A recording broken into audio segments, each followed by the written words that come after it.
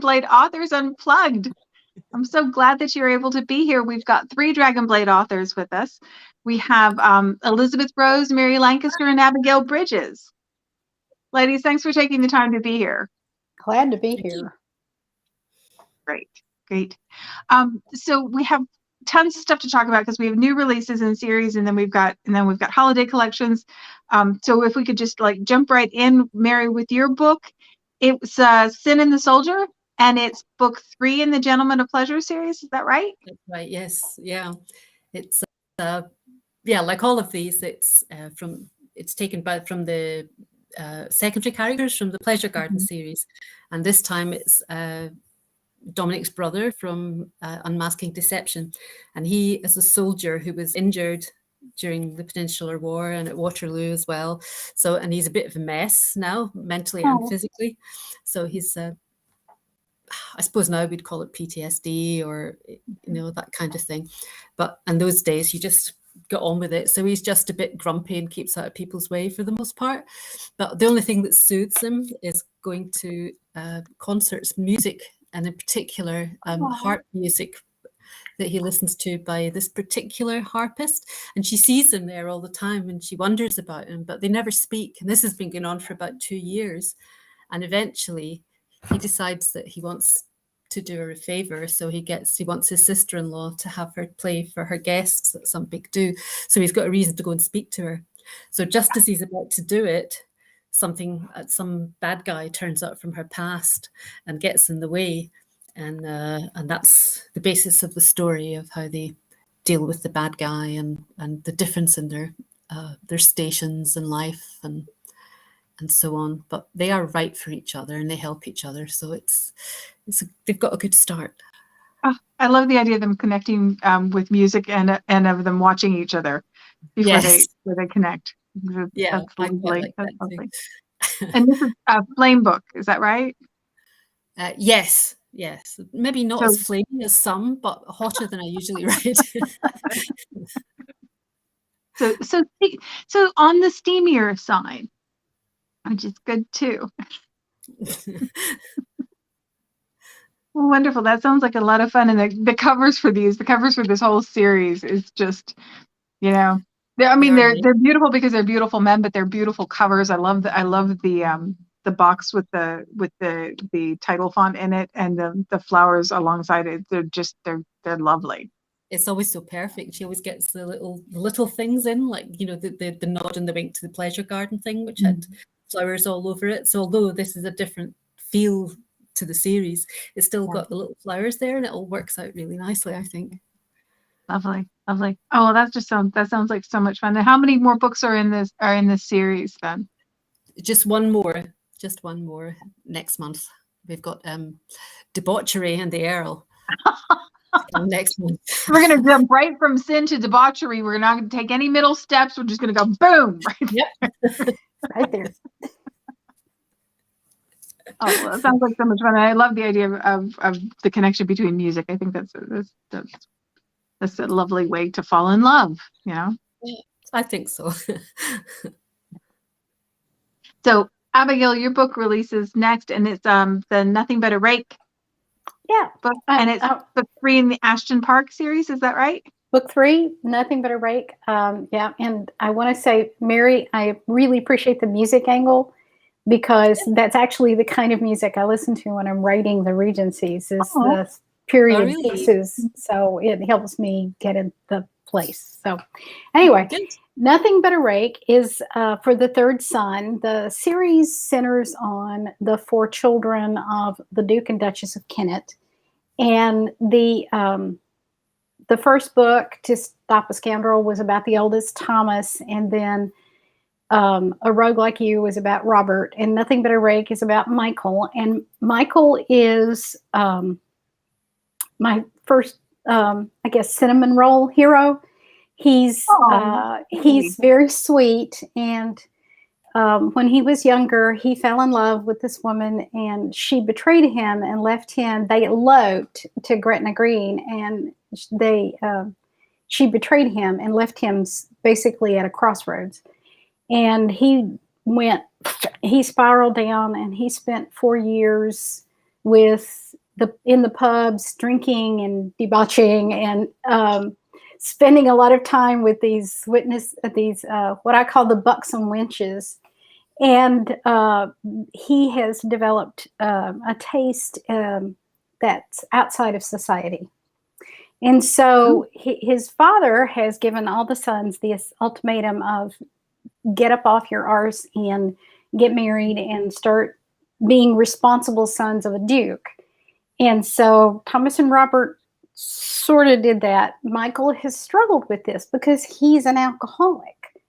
And so he has spent these months drying out and organizing his life and trying to find his footing, and has not done very well with it. Doesn't really want to go back into society, but he's sort of helping his sister, who Beth is the fourth book in the series, and Beth is struggling because of her brother's scandals. She's a young Deb, and so she's really been hit hard by this. And so he's working with her and trying to help her. And he's in the stables. His solace is with the horses. He's all about the horses, and he loved horses as a child. He's what Philip, his father, calls their midnight child. And I don't give it this name, but I think modern readers will recognize that he has gone through several depressions in his life. He has this restlessness that has no name, and he's always looking outward and struggling to find his place. And he's always like feeling like there's something waiting. And so he's in the stables and he hears this scream, and the stable boys come and get him, and he goes out, and there is a woman behind the stables who is floundering in a mud puddle that's part mud, part muck, which yeah, it's nasty. It's a nasty scene. and he's like, he doesn't know what to do. She's fighting, and she can't get up because everything is so slick. And so that's their meet cute. And she's not embarrassed. She got into this predicament because she was chasing her kitten. And so she's all about the cat. Where's my cat? And so she turns out to be a friend of his sister-in-law, Lady Rose.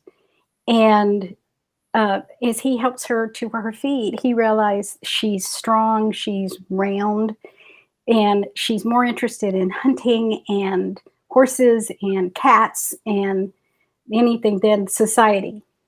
And it fascinates him that he's met this woman who is more interested in finding her cat and hunting with her falcon.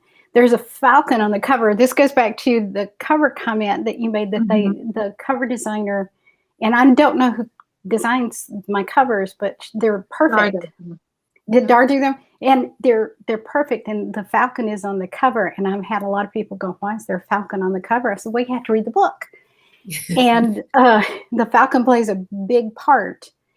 And, you know, eventually they try to get together. She's facing a marriage without love. Her father's health is declining. So she's finally agreed to marry this man that her parents had picked out. And he's one of those villains who you really like to hate, but he's not without his own humanity, especially in the end. He's just a man of the time. He is a duke, and he is an arse. And you know, it's like this title. You know, this is a business transaction for him. He's like, he wants somebody to take the place of his wife. He's a widower, and he wants to, you know, take her off to the North Country and to take care of his children, and, you know, leave her up there while he plays with his mistresses in London. And there's some give and take, and, you know, you get to your black moment and you think everything is not going to work out for these two, and the falcon comes into play to bring them back together. And so it's a happily ever after, of course. And but I have loved writing these two. And Michael, Amelia, the editor on it, referred to him as that sweet dolt, because, because he's not good with words. He fumbles, he stumbles all over himself every time. He is so enamored with Clara that every time he starts to approach her, the words fail and he makes these social mistakes, these faux pas. Oh, that's charming. And so he is such a delight. He's just so sweet. He means very well, but I mean, and so he decides that he's going to woo her by establishing this business, and he goes into it. I love family dramas, and this is this brings into this sort of brings all of the men in all of the Ashton men together to form this business to help him out. So you get a good taste of Robert, you get a good taste of Thomas, and you especially get a good taste of Philip, which I like because of the Christmas and July thing that's coming up. That I'll wait on that. But I love it though when we get to reconnect with characters that we've already fallen in love with. Oh yeah, and that it is one of those books that stands on its own. But if you've read the other books, you're going to love what comes around. And so there is some setup for book 4, which is Beth, which is going to come out the 1st of next year. Yeah, wonderful. There's a lot of things to love in that story. Falcon and buxom ladies. I love how you described her as round. Yeah, she's round. He in one of their intimate moments, he describes her as more, and he says there are just men that like more. They like more here, and he's touching her. I like the men that like more. So. And so as he's telling her that, more here, and she's like, you make me sound like an overstuffed pillow. And so he's like, I'm just not good with words. So he said, you're not an overstuffed pillow. So there's some humor in it too. That sounds delightful. That sounds like so much fun. And Elizabeth, we've got the 4th book in your Highland Outcast series. This one's Highland Silver. And I know you're going to tell us all about an industry I don't know anything about, because it's the thing that I love the best about when we get to have these talks. I knew you were going to say that. I kind of don't do that in this one because of the fact, let me tell you, Highland Silver, and it's about a silver chalice. There's four McKeeps, 4 of my Highlanders, of course, and they go from heroes to outcasts in a matter of minutes. They're in old Callan McKeef's bar, and he is the crazy old grandfather of their chieftain, and he has certain rules, and you don't break the rules or you pay dearly. So now each one of them has broken some of his rules, and they're trying to earn their way back into the clan. And it's kind of like a play on some of the deadly sins. We started out with gluttony and lust and pride, and now this is North McKeef's book, and we're talking about greed. Greed in the way that he always wants something that he likes, nice things, and something that he can't have. So he's in the tavern, and he borrows the silver chalice that was their chieftain's. It was given to him by the king, and then that's before all hell breaks loose. And you'll know if you read the other 3 books what I'm talking about. And thieves happen to steal this goblet, and it's gone. So now he has to find that goblet and bring it back in order to be accepted back into the clan. He's the last one out of the 4. Okay, so they say, well, we have a lead, and you have to go to England. And he's like, England? No, I don't go to England. This castle in England. And of course, all his friends are going to get sent along, because there's a lot of humor in my books. And the 4 guys, there's a lot of humor between them. So anyway, so he goes out to look for the silver chalice, and he says, well, we have a lead. We kind of know where it's at. And then they find out, there was a woman on Grope Lane, and she's got it. That's Lady Matilda from Montclair Castle. No problem. I'll go get it, he thinks. So he thinks. But then we get into Lady Matilda's story. And she is actually a secondary character from my Daughters of the Dagger series, the book Amethyst. And she's the hero's cousin in that story. And she's a wild card. And so I brought her back. I do that a lot. I bring characters from my other books, and I bring them all together. And it's not always easy to make sure the timelines are right, and make sure everything works out. But it's a lot of fun, and you get to revisit these old characters then. So anyway, Lady Matilda has not had she's had a very hard life. When she was a little girl, she's seen her whole family killed by Scots. They came into their manor, and she was hiding in this little compartment in the wall. And so that's where we start out. And her father had given her this silver goblet when she was 6 years old. Of course, it's the same goblet, okay? But she doesn't know that her father had stolen it from someone so and so, and actually came from so and so, whatever. So her mission now, that she's grown up, she's trying to find the murderer. She's only seen his shoes. She hasn't even seen his face, okay? And this goblet that was hers, and the gemstone has come off. It was a pink heart gemstone. She still has that. And she ends up finding this goblet. And by now, she's older. She's probably her early 20s. She has a little boy, a little 5-year-old, I think it is. And she's a widow. And she thinks no one wants her. She wants to get married again. She wants to be taken care of. But she has no dowry. So she's going to use this as part of her dowry, and also to hopefully attract the killer to herself. So there's a little murder mystery thing going on too.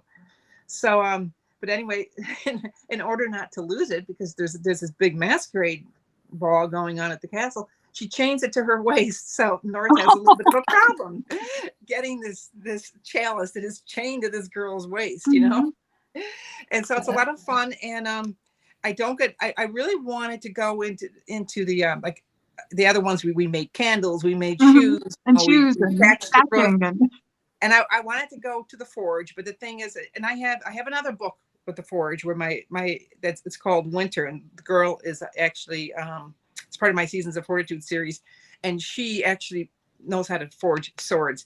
But the thing is, it's different with a goblet. It would have been a silversmith, and that's not a trade that someone who doesn't know anything about it can learn. It takes years and years. So I thought, I can't do that. I can't have him going to the silversmith and learning how to, because it's not going to be believable, It's one thing if you're helping a cordwainer, or you're how to make candles with a chandler and stuff, but it's just not going to work with a silversmith with the whole goblet thing. So I don't really have a whole thing learning how to do something in this. I'm sorry. But we bring you back to England. We go to the castle. We have a lot of fun, and we still get there in a roundabout way. Fun. Sounds like fun. So, is there another one after this? Not right now, but you never know. You never know what can happen, because there are 7 deadly sins. I've only got the 4 books, so maybe there'll be. I was trying to do the deadly sins in my head while we were talking, and I knew the number, but I'm not sure what all of them are. Except I'm pretty sure that sloth is one, because that's one. Yeah. I don't know offhand either. It was. Let me see. We have we had the pride, we had the lust, we had the gluttony, we had the greed, we had sloth. I want to say like anger or something was one of them, maybe. I don't know. I don't come up again. I don't know offhand either. Sorry. It's a good thing to know.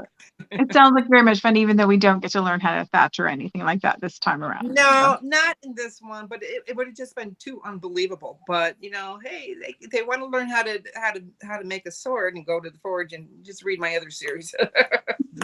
You'll get it. So normally this is the part where we would talk about writing processes and research and all that kind of stuff, but we are up to our eyeballs in Christmas in July at Dragonblade right now. Because we have got so many Christmas novellas coming out on July 25th. It's like 40 Christmas novellas. It's all the novellas from the last 3 Christmas collections. So Star of Wonder, Star of Light, and the one from the year before.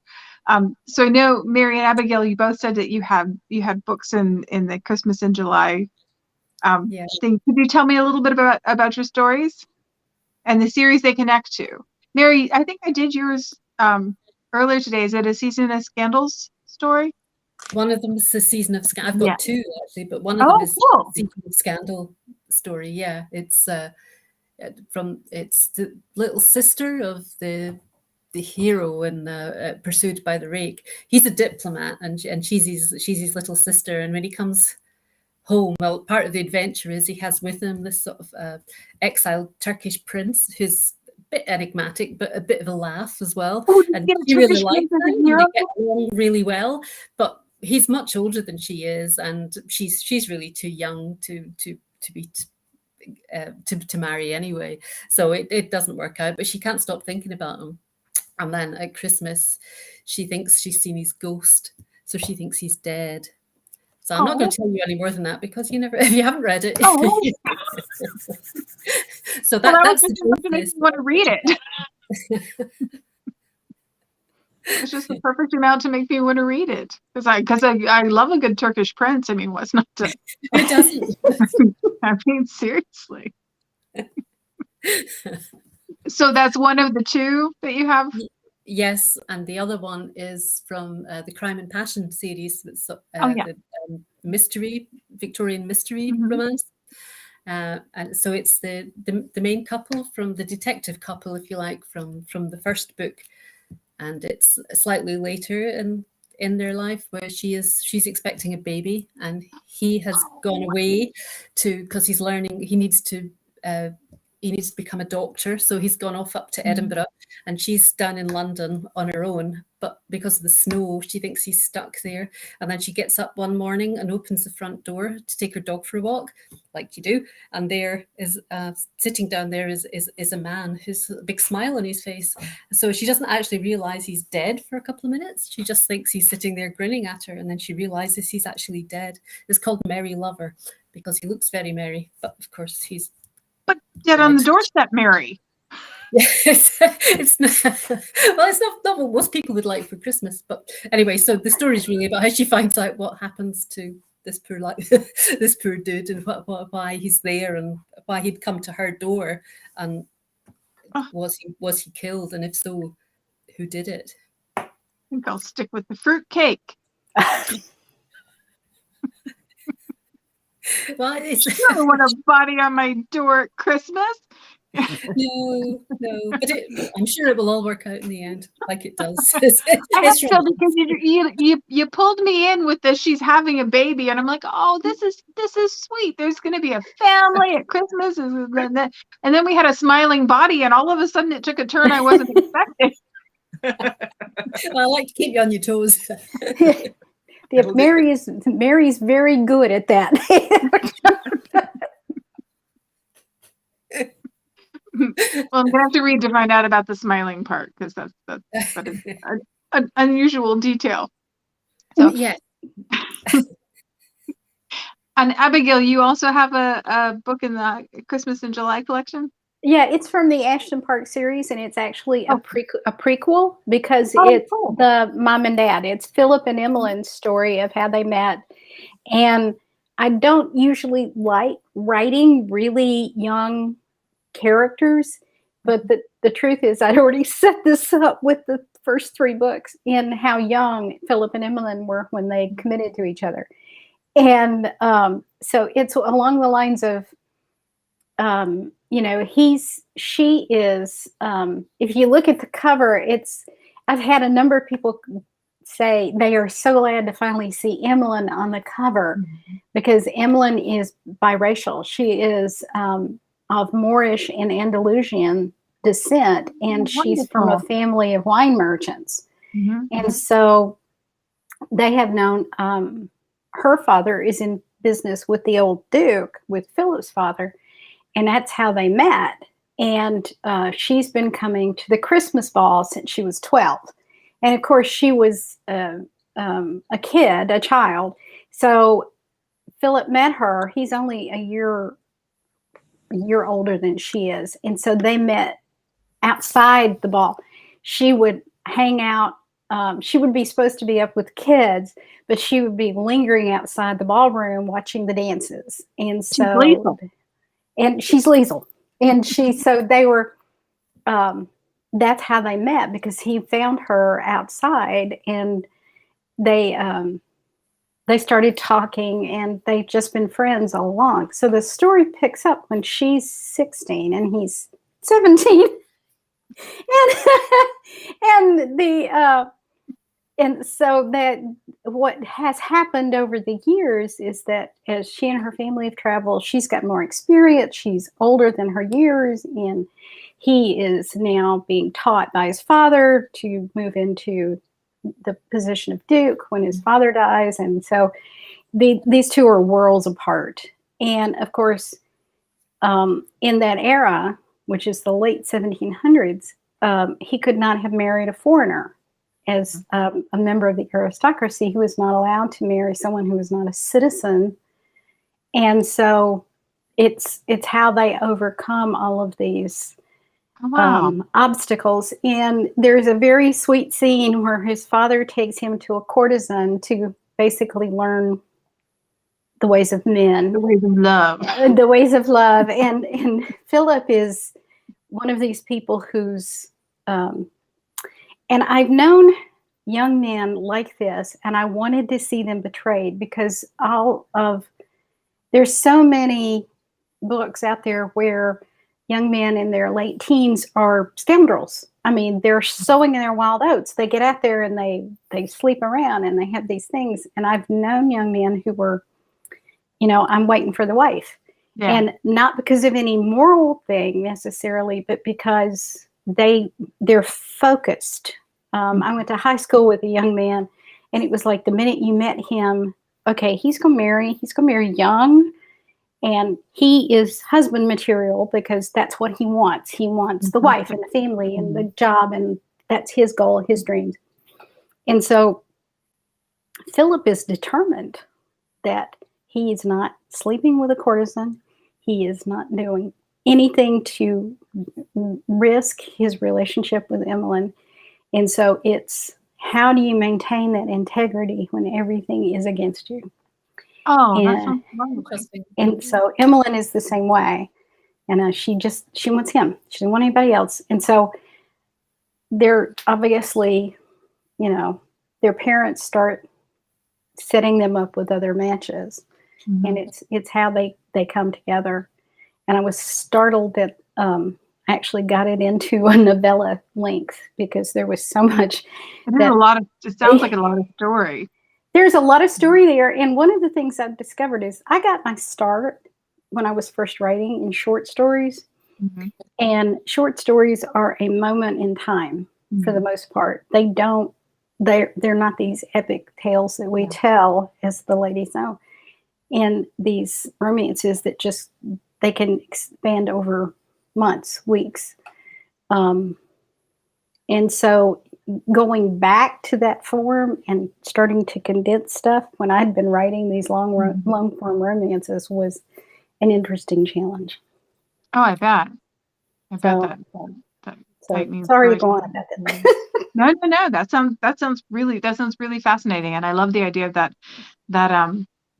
telling a story in a moment kind of thing. I think the Modern Love series on Amazon Prime, I really like that for that reason, because you get some, and sometimes that extends over time, but you get it in like just little slices, Oh yeah, to move the story. I think sometimes I hear from my agent, the changes in readership, that as devoted as romance writers as romance readers are, there's coming behind them an entire generation that likes these snippets. They like the white pad, where they go out and which makes the Christmas in July just the perfect thing. You just like set me right up there, Abigail. You just set me right there. It makes the Christmas in July perfect, because they're all novella lengths. They all tie into series that you already love. It's like there's lots of stuff to love there. So, Elizabeth, you're not doing the Christmas in July, but you are doing the Halloween collection, correct? The Midnight Requiem collection. Right.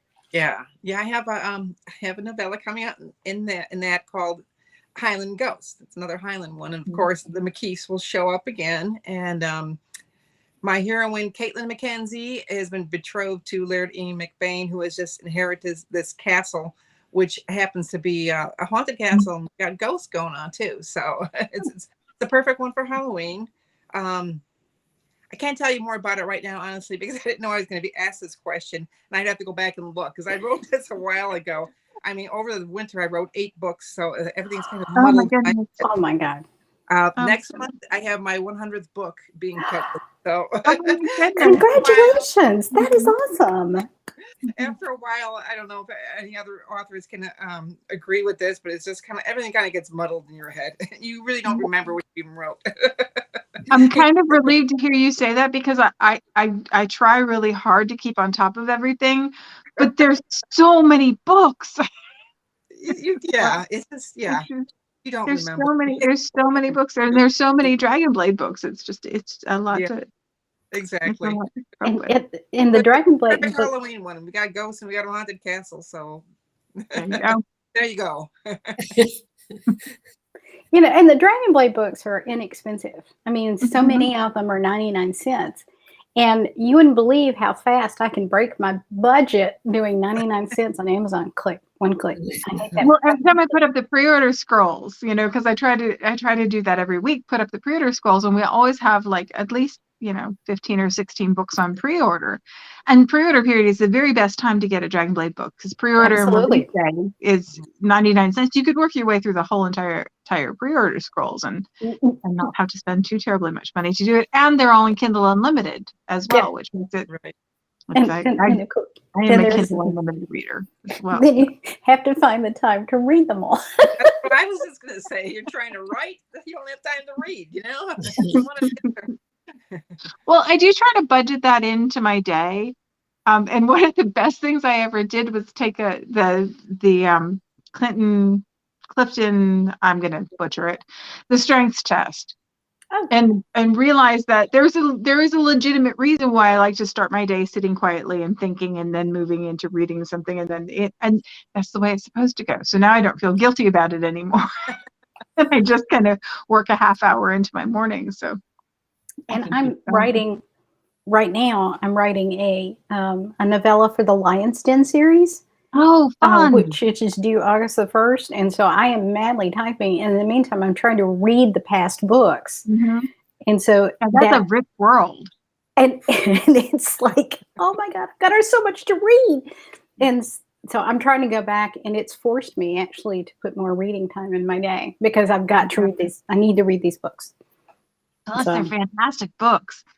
I mean, they're fantastic books from just a collection of fantastic authors. So there are a So- lot worse things you could have to do, Abigail. I tell you what, I am so pleased to be a part of that series at this point. I want this book to be so good, and I'm like struggling. I'm now second guessing every sentence. I'm in that stage where every writer I've ever talked to gets to that stage. You're like, oh, this is great. This is great. Oh my God, this is crap. This is crap. This is the one where they're going to find out I can't write at all. This is the one where they're going to find it out. The ruse that I've held to this point is going to hold no longer. I've been doing this for 40 years. I have 20 books under my belt, not under Abigail, but 20 books. And I still, every time, it's like, oh my God, this is trash. This is the one. This is the This one. is the one. No, I'm the same way, Abigail. It's just like I'll write the book and I'm like, I hate it. I just don't like this book at all. And I get my first draft done, then I go back and I start editing it and reading it. And I go, oh, I kind of like this after all. Not too You think you bad. hate it at the time you're writing it, but you don't really. You haven't. It's like when I turned Michael over. I refer to the Ashton Park series by the characters' names. Nothing But a Rake. When I turned Nothing But a Rake over to my beta readers, I'm like, tell me you like this. Is this awful? I think this is awful. And they're like, will you rest?